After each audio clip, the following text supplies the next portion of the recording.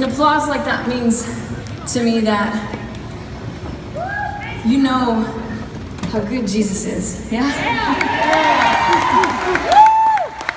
So, the reason that song means so much to me, and some of you know this story, but my life sort of just bottomed out a few years ago, and my marriage fell apart, and my husband left, and we were headed for divorce, and 1 second you'd think it couldn't get any worse, and then it would, and it was the first real time in my life that I felt what really hopeless feels like.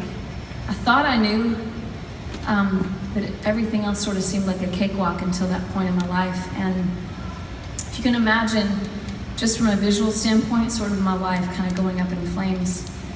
And the aftermath of all that was just a bunch of ash and soot and smoke. And smoke is not breathable, and ash is not worth anything. But there is a poem by Emily Dickinson that says, "Hope is the thing with feathers that perches in the soul, and it sings a tune without the words and never stops at all." And the reason that poem means so much to me, I put it in my book where I tell my whole story, is because Jesus died on the cross and then he rose from the grave.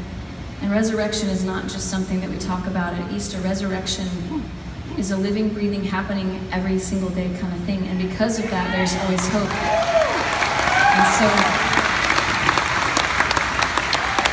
And so there I was, kind of the end of myself, because so much of why we were separated and headed in that direction was because of my self-centeredness. And when I deserved, I talked to some of you in a Q&A about this, but when I deserved God's finger in my face saying, this is what narcissism and selfishness gets you, I didn't see that finger in my face. I felt his arms around me say, I died for you so that you could have infinite second chances with me. So if you want to start over, I've already forgiven you. And that moment in my life, in my kitchen, I will never forget. And I surrendered for the first real time. Surrender is an action. It's not just something you talk about. Like where I said, not my will, but yours. I'm willing to do whatever you ask. And when he answered that, the first thing he told me to do was to shut up. That was the first thing.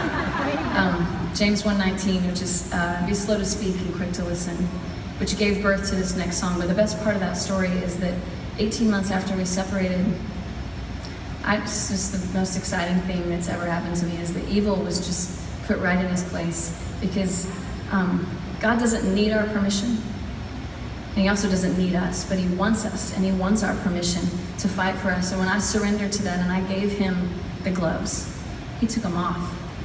And we remarried each other all over again 18 months later. And so this is the song called Smoke.